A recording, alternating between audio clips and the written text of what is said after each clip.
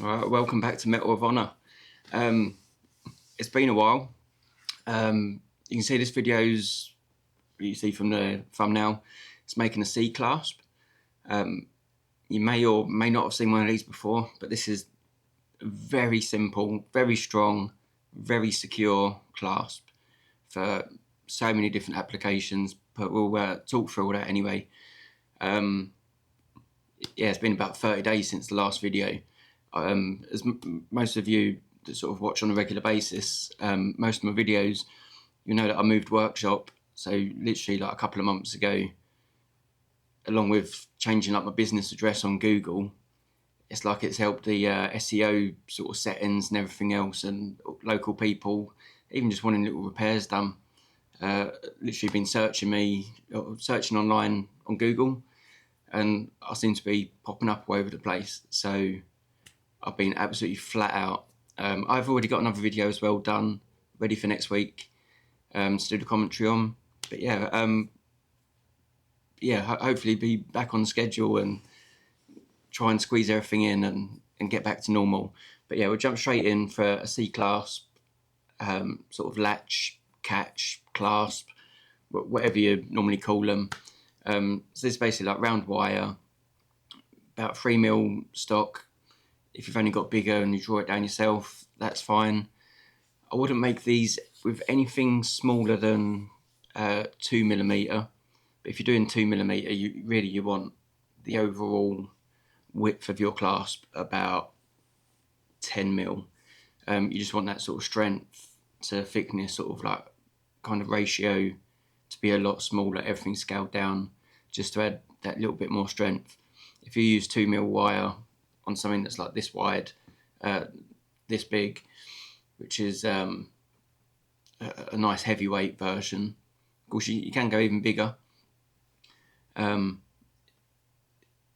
from the thumbnail that you've seen, if you use the 2mm version, when you've got the clasp like that, just a slight pull on it will just pull it apart, because that strength on that tight curve isn't there. So you can see this one, I've got my normal ring bender. You could put a part of it into on like an old drill bit that might be like 8mm or 10mm wide into a vise and slowly wrap it around, as long as you've got like a bit of carding to protect the material. If you haven't got one of these ring benders, but these, you can buy a cheap version for like about 50-60 quid. Also, you might have seen some of my other videos where I've done like the hand version of this, that's like pliers, that's got like the one little sort of die in it, compared to like the actual like the got like acrylic curve to push it round. But for me, this is what I've got. This is what I used. It will take a little bit of fiddling around. You would have seen me use these on wedding rings so many times. You notice I always do a little bit on the end and then a little bit on the other end before coming round. If you start from scratch, start from one end only, sorry, you'll have trouble getting the curve on the last bit to tap around, you know. It's just hard to sort of coax it where you want it to go. And again, so you see, like, just gradually pushing it in more and more and more, then get to the stage where I've got like my rawhide mallet. You could use like your acrylic one for this, or just a normal wooden mallet. Would be absolutely fine. That just helps true up that circle just a little bit more. Okay. Yeah, it feels strange to be back sort of doing a bit of commentary. I just can't believe how quick the weeks have gone with it just being so busy. It's been absolutely crazy. But yeah, it's good to get the camera back on, start getting some more content out again. I'll say hopefully the schedule will just stay there and I'll be able to get back to normal. So you can see it's obvious that this is what I'm going to go cut through, like the 3 strands, so I end up with like the 2 links.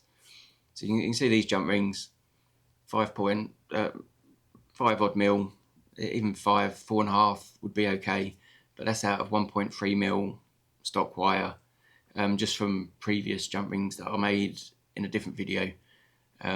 I can't remember what video. Oh, it was like the barrel clasp, the barrel link bracelet. So that was a couple of leftover jump rings from them. So if you want to see those jump rings being made, jump back and watch that other video, because that was quite good. That was a nice bracelet, and it came out really nice. So you see again, using like my normal wooden wedge clamps. They're always just nice and secure. To get a good cut on anything, always try and have what you're cutting quite sort of a bit closer to the bench peg. Like if your bench peg's there, you want the jewellery sort of about there, and your hand underneath the bench peg, up as high as you can, so you're resting underneath. That's the way you're going to get the nicest sort of grip on it. Even though it looks like it's wobbling a little bit, that's as like tight as it's going. I can't remember what job I'd done the day before I actually recorded this, but it must have like taken it out of my arms, because like holding this, I was like, for myself, I've got like quite a bit of strength in like my grip and my wrists from doing things like this for so long. But this like really took it out of my arm, and I was actually struggling myself to actually keep it going, and just like honestly, my arm was dead. It just felt like my arm was falling off. But even when I was doing this, I was trying to think what I'd done the day before to actually make my arm ache so much, you know. But you'll see on this in a second, I actually go to put a little bit of beeswax on it just to help it glide that little bit better. And as you know, like, I don't use beeswax that often, like, very rarely, but I was absolutely desperate for this, because yeah, it was painful. And it's only 3mm wire, you know, so that total width for that three together, there's like 9mm wide there, so it's not a lot to cut through. But on this section as well, the main thing you want to concentrate on is it dipping to the center, being very straight. You want a really clean straight line, so that when these are done, if you held them up sideways closed, that line would run through the center like perfectly. And if you can use a saw blade, this is so easy to make these clasps.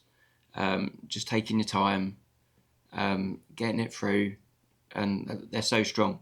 You'll see me at the very end of this video with them actually sort of linked in, and sort of showing, like, sort of moving them about, twisting them, and showing that you've really got to be in the exact right place for it to slide out again. And with a clasp like this, it's not easy for it to come open by itself like that and fall through. I'd say almost impossible. I've never known one to sort of come undone, you know. And I've made a lot of these over the years. So you'll see, like this bit, you're just basically closing it up as much as you can, a little bit like the sideways. If you notice there's still like a gap there, you can squash it from the sides on like the opposites, which you'll see me do in a minute on. I'll do it on one of these, and that just to close up that gap a little bit more. So as long as you can cut a nice straight line, these are simple. And these for the actual clasp making part of this, there's literally 2 solder joints. That is it, 2 solder joints on now. In case I didn't mention it a while ago, those jump rings, the wire used for those was 1.3mm wire. You might notice there, when I had gone to put that back in the clamp between the lever, on the opposite corner to this, the lever had started coming away. So the next video is quite a short one, but it's just maintenance and how to re-lever these wooden wedge clamps. Just using like scraps of leather, like a scrap of leather or an old belt. It's always good to have different thicknesses, but I'll go through that in the next video. But they're so handy to make. But you can see that these clamps are, like, the leather in them is pretty much dead. Although that video actually recorded before this one, So I'd actually forgot to do these wedges, so I still need to do these ones again. But yeah, you'll see me do a couple more on the next video for next week, which will be on. Okay, so just roughly marking out. You see, I only mark out this one. The second one, I'll just put it on, just cut straight through without thinking. But with this, you basically just want a really nice cross. Whether you need to mark it out or whether you want to do it by eye, it's entirely up to you. But a lot of this is more just making sure that when you're holding it in the clamp, having it resting against your bench peg. You see from this as well, like I do cut down the centre once more, just to create that very first gap. And as soon as you've got a pre-cut there already that we've just closed up, your saw frame, even if you go a little bit wonky, or if it feels like you're going to go wonky, it will naturally follow that cut that's already there, and that will just go straight down. Based on this point, really line it up against your thumb, making sure you don't cut your thumb. I'm sure some people will. Just have some super glue on standby, maybe a plaster or band-aid, whatever you call them, where you are.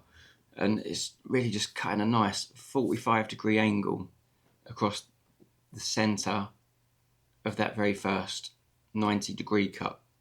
So just a good 45, then we're going to spin it round, do 45 the other side.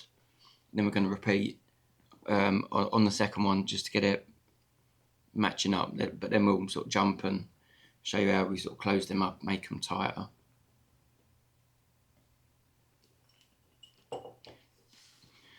Yeah, so when you're actually bending that very first curve around, like at the beginning, the thicker the wire, the harder it is to get into a tight curve. It's just a natural thing. It's going to be an absolute pain in the ass just to get that brought around tightly. But in theory, we could have done these so that these were like 9mm on the 9mm overall diameter with the 3mm wire. So you've got 3mm wall, the 3mm hole, and 3mm wire again. So when you have something like that, you can almost imagine like your finger, if you close your fingers really tight, it almost becomes like a hinge. So it is possible to do a really small, like super strong version of these as well. And you could do these all the way up to 5mm. It really depends on, let's say, like the beginning, like your application for what you want to do. So I've put these on a bracelet, but like this sort of size, like this, or even like a thicker version, if you can get it into that nice tight curve. Yes, you see me like tweaking these a little bit just to bring those points in a bit closer together.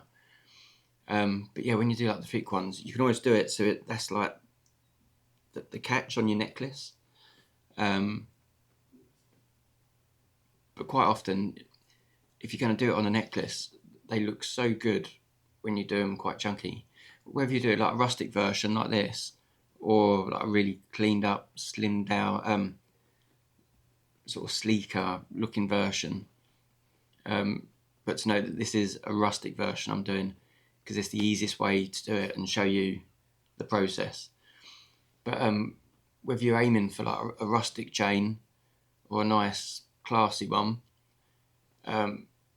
these catches you could put down the front, and with the weight they could hold there, and it's almost like having a pendant. You know, that is like the main feature. So before I've done these, where we sort of do like gypsy setting all over them, so like put diamonds into like 18 karat yellow versions of these. So I've done quite a few that are like that before, but it's literally whatever you want to make of it. So you can see like now they're both tightened up a little bit closer. Just a 90-degree file, square needle file. These are the sort of 20 odd centimetre ones, also like 8 inch I suppose. Just with a square file. Then we go through just tweaking it a little bit with a safety back file or barrette file, whatever you know them as, like this one, just to flatten the edge a little bit more. Of course, you don't want to go too far over, or you're going to hit the other side and do more damage than good. But yeah, And a reason for doing like like I say, like it's easier to do the rustic version, especially to show you like on what is like just over like a half-hour video probably by the time this is done. It's just they're really simple, and a lot of people that want to make this type of clasp quite often want the more rustic look, and it just so happens that win-win, it's the slightly easier version to do. But even this, on the rustic version, you could do some gypsy set like black diamonds or some brown diamonds or something, even white if you want, but just something to make it look that bit more rustic again. I don't know how many times I've said rustic on this video already, but yeah, that's but yeah, there we go.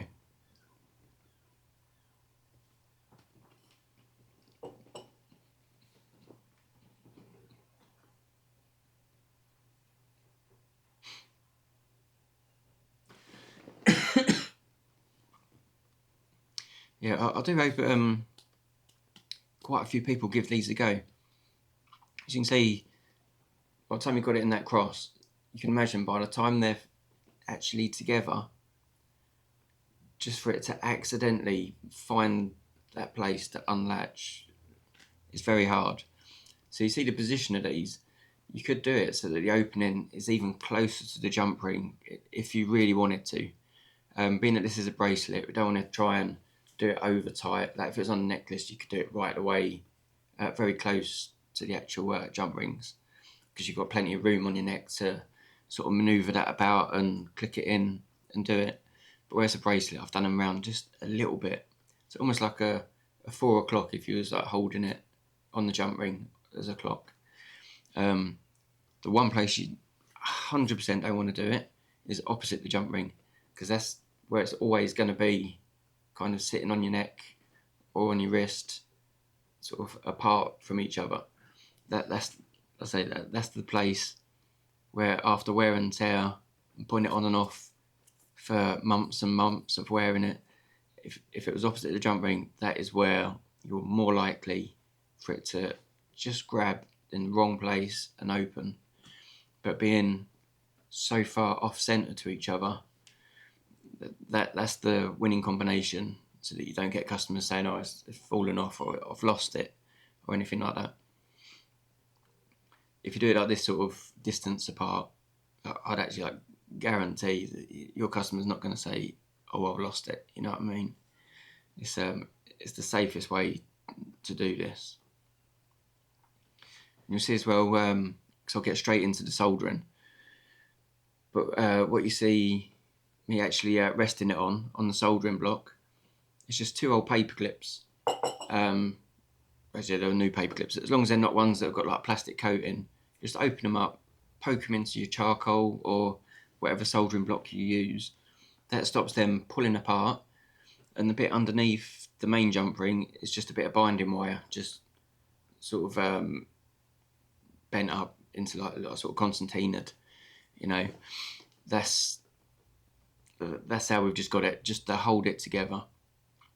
And the main little opening in the jump ring, you notice that we never soldered that or closed it, because that from here will just be done all in one go.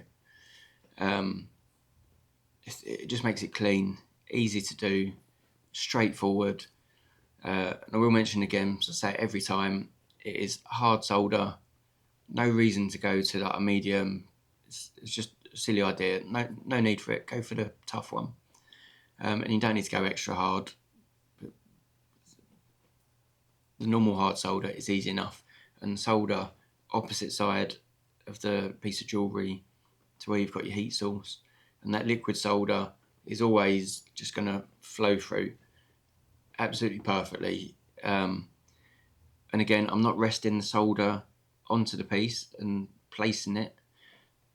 I'm literally had it on my soldering block, warmed it up so it's balled up on the solder pick, just one of those titanium picks, and just literally like what I said in, I think, like the last video, is when I just sort of fly it on and just put it exactly where I want it. So of course after that, and you can see that the actual bit and the little jump rings is all soldered up all at the same time without any hassle or stress. and I say it so many times, just want an easy life, but just want it done properly. And as normal, any questions or comments about dimensions and different things that for this video, just ask in the comments. Got no problem sort of answering any questions. But the main bit, the actual clasp, 3mm round wire. You can wrap it around with like an 8mm hole, 10mm hole inside. Anything in between, or maybe even a little bit over, is absolutely fine. You're still going to get a nice strong clasp that's going to look good. So this is one of those little pencil point, almost like a little chimney sweep brush, you know,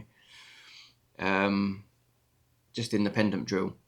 So, and that's just getting rid of those little, like the white sort of, almost like you sort of crop dusting, getting that little, like, nasty misty white bit. The one bit I literally just remembered on this video that I messed up on, which it's when it comes to oxidizing.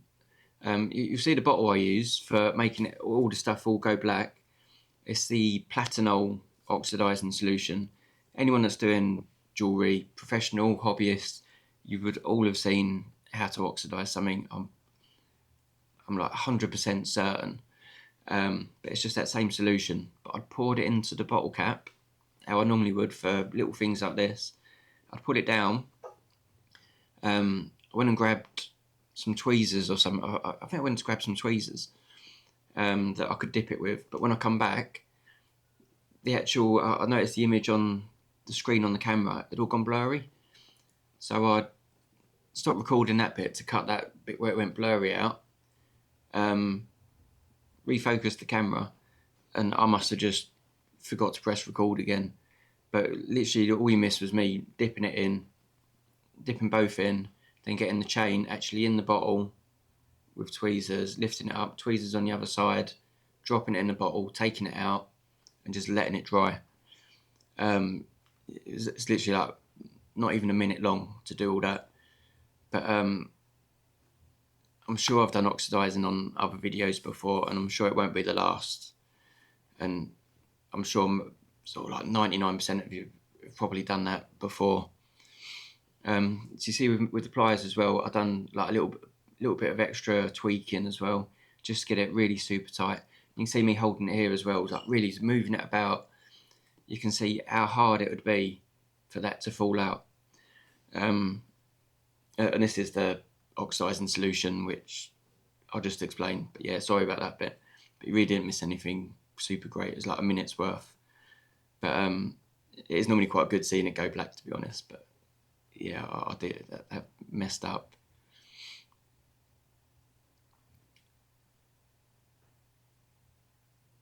So on this part, you can see I've already oxidized the chain. The chain I haven't made is just a stock bought-in chain off-cut that I had. You could quite easily just make up your own chain. At some point, I will be doing some chain making for the videos. But that'll come at another stage. Maybe before Christmas, I'll try and get one in of just like a simple handmade actual chain. I know I've done like the barrel bracelet, but I'd like to make a big chunky necklace as well at some stage. It'd be really good. So on this, the main difference is I'll leave this main end jump ring open. What you can do is you could solder it, like some people would, which is okay. But as soon as you put it in your pickle, the whole bit of jewelry is going to go white again. So you would just need to re-oxidize as well. But because I don't know who's buying this, it's going to go into like my stock for sale. I don't know the actual length. So at this point, there's no point in me actually closing all this up. But for me personally, when I close it up, I'll be using my sort of Orion pulse welder, like the little miniature sort of TIG welder. That's how I would actually weld this closed. But yeah, if you haven't got a welder, you can just solder that ring closed. Because unlike a normal clasp, like a trigger clasp, like a lobster carabiner, that you always have to have such a mild flame, because you don't want to heat up the spring in a normal clasp, because you will nail it without even realising, and it kills it straight away. But with this, there's no metal springs involved. It's just simple, strong, and they're just amazing for how good they actually are. But yeah, so that's why these would be absolutely fine to solder, but you would have to re-oxidize it and re-satin finish, like get my words out, scratching off the main top surface, just to get that final sort of sheen over it. Yeah, so we're pretty much coming up to the end of the video now. And the same as what you've seen me do on loads of other videos where I've done the satin finish, just using a bit of Scotch-Brite is what I sort of like cross-hatch over, like the back of a washing up sponge sort of stuff. You could use wire wool even. I think that might make quite an interesting finish as well. That'd be quite a good one to have a little play with and practice. Because if you don't like the look of this sort of finish, like when you do your one, which hopefully you will, you can always just re-oxidize it and try a different method. I've known people to oxidize things before and use like more organic things, like fruit skin, like from like a kiwi fruit, from where they've sort of had like the skin left over. It's got that sort of weird feel to it, like slightly abrasive. I've seen people do all their texture finishes with a kiwi skin. There's all sorts of things you could do with this. You could even sort of like rub it in sand. So many options. You can see it again, just with like the Scotch-Brite, just like dragging it down each side, trying to get most of the bits possible. Bear in mind, like when you start, the person that's going to have it starts wearing it, where all the links, like the normal chain links as well, all sort of like join and sort of just have like general movement over the time that they're wearing it. That will burnish off anyway, and that, if anything, that'll go like a black sort of shiny sort of look on the internal sort of like little nooks and crannies. But yeah, I really hope you've enjoyed this video. It's, like I say, it's so simple, but it's very effective. You can see how it is. There's a good chance that maybe when you do your one, it's not going to be as neat on that 45-degree cross cut at the top, but just practice. And this is like silver, so it's not super expensive cost if you need to redo it. Even how this is now, like if this had gone wrong, I could have just cut out those like cross sections that I've cut. If it was your one, or if this has gone wrong, and you can close it up, you could make like a setting out of it. You can make like a simple little pendant. You could reuse it if you need to get new silver to start this again. But yeah, you can see how good this is. You could even do your little like you can tweak these and tighten them up even more. There's so much you can do. But yeah, I hope you've liked this video. It's always been a little while since the last one. But yeah, if you've liked this and want to see more things like this, like done properly, so even though it's rustic, it's still got a nice clean, crisp finish. Yeah, please like, subscribe. There is going to be so many more videos, so many more projects that I'll be doing. Other projects that I'll be finishing from last time as well that have done part bits. But yeah, literally going to leave it there. I hope you've enjoyed it, and thanks again for watching. Yeah, and likes and comments, always appreciated. Thank you.